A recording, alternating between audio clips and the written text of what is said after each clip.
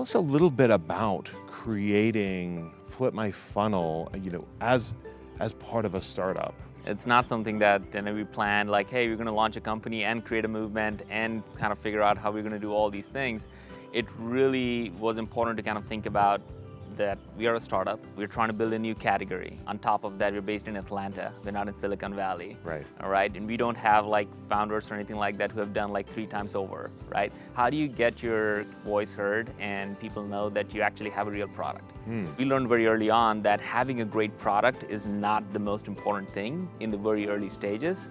Knowing the problem that we're solving and bringing people together that believe in that problem is way more important. And really start a movement where people who believe in challenging the status quo come together and talk about it in a way where it's not a product or vendor-centric, but it's more of the problem that we're solving. And that really started the movement and really got the people saying that, hey, we have that problem and we want to solve it. And we were able to say that, hey, by the way, we actually have a product that does solve that problem. But that's not how we went out and said, hey, we have a product, come buy from us. It was all about the problem, and Flip My Funnel really allowed us to talk about that problem. So tell me a little bit more about what the problem is. The problem is very, very scary. The problem for B2B, we talk about content marketing and everything that's happening around the world, especially in the marketing space, is all about how many leads you can generate every single day. And the scary stat is that less than 1% of the leads that marketers create turn into customers. I want to take a pause there, and for every marketer who might be listening to this, is almost saying to them that 99% of your efforts, your time, your energy, your resources that you're doing or you're creating are actually not driving revenue for the company. So that is a very scary thought, right? And I think this is the evolution that we have been in the last like 20 years or so of like really modern marketing as it kind of started to evolve from email marketing to content marketing to predictive and now to account-based marketing. People are creating more content and trying to get more leads. People are creating Game of Thrones and you get thousands of leads downloading it. Well, they are a Game of Thrones fan. They're not a fan of your product. So they're not translating into customers. And I think that's the problem. Creating great content doesn't necessarily mean that you're going to get the right customers. Right. And that's where the shift needs to happen. So you've published a book. How is that going? The book was another way to get out there in the marketplace to say, you know what, we actually wrote a book on the problem. It has interviews of like 50 plus thought leaders in the space. They're way smarter than we are. And we wanted to make sure that this becomes the thesis for where the market needs to move in the next 5-10 years. But it's going great. And we're going through the Flip My Funnel conferences all around the country. We've done 5 of them. We're doing 4 more this year. And the book is going to be the blueprint that we give away at every single conference. So we're very excited about that. How do you get the word out about it? Like, tell us a little bit about how did you step into the conference, into the book? How did that come about? We wanted to find the influencers that really believed in the similar problem. And we brought them in at the first conference, and that's really brought in the right people into the conference. So we're not going buying list. We're not going trying to kind of generate tons of leads or anything like that. We're just trying to make sure that the room is packed with people who believe in that problem. And the way we know that is because the people who are speaking at the conferences have been talking about that problem. They never necessarily articulated in exactly the way we have been helping them to articulate. So they're excited because now they get a platform to talk about it. So because of that, we're able to get the right people in the conferences, and then we turn that into like a live event online. So we have thousands of people attend all over the world, and that has really become the way we are getting the right people in the funnel, if you will. In terms of your team, do you do everything in-house, or do you work with partners outside? How does that work? It's a combination. We make sure that we are super agile, kind of in everything we do. We are trying to kind of figure out like what's the right and the most important things to do. Right now, there are a lot of things that everybody's saying we should be doing pay-per-click, we should be doing tons more content that we're doing, and we're just not doing that. We're just doing any and everything we do, it has to be super awesome. It's not about putting too many things out there, it's about putting the things that actually matter. And how do we repurpose that and all that stuff. So we are really going after the right people and the right content that we can, and we're trying to have a good combination of internal people who can execute on some of those, that at least strategize it, and then for everything else, we're using external parties. Do you have any advice for other startups who might be thinking about needing to create a movement or seeing that there is this opportunity? Yeah.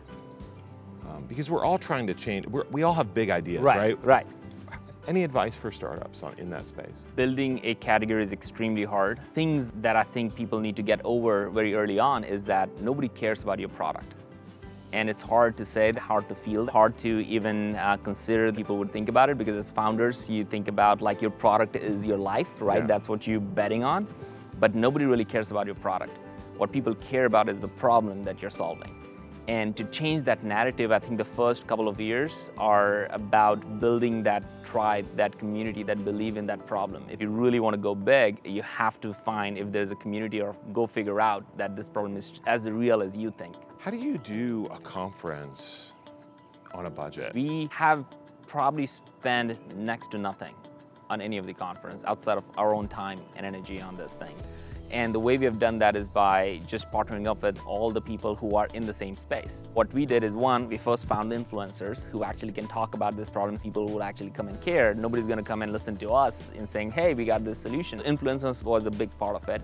The second big part was finding all the different companies that actually are solving the same problem, but in a little bit different way. Making frenemies is super, super important in the process. And all of these people are actually sponsoring this conference. Like every time, like they're sponsoring the next 3 conferences right now. That's been great for us, because they are one who obviously want to make sure that their name is out there, but it's hard to put a conference together. And since we're doing all the legwork for it, we are benefiting from all the relationships and things like that. They're benefiting from the fact that they just need to show up and, you know, kind of do their thing, and everybody wins, right? But we're doing the hard work of making sure that it's done right. The experience is amazing. The people are great. The whole process is really seamless, and these people really, really start loving the experience part of it. So because of that, I think what we're learning is, you know, it's not only important to go out. If we just did it by ourselves, we probably wouldn't be as successful. But because we not only brought the right speakers in the community, but also brought in like 50 other companies to come and do this with us, it has really given us and made us an industry leader in the space. As a marketer and a co-founder, did you have a role in driving the success with investors? And I think investors, especially in an early new category, want to understand and hear the passion, because there's nothing before that, right? They know that there's movement of some sort. They understand that this is a new category, and they see it, but you don't have like thousands of customers. It wasn't about how many customers we had. It was about, do you really believe in the problem that you're solving? I think a lot of the investment that we got is because they saw the flip my funnel movement. They saw that the entire industry is kind of backing these guys out, and they are just a startup in Atlanta. How is that happening? Why are these influencers actually coming and speaking at their conference at next to nothing cost? Like, what's happening, and why are they attracting the right people?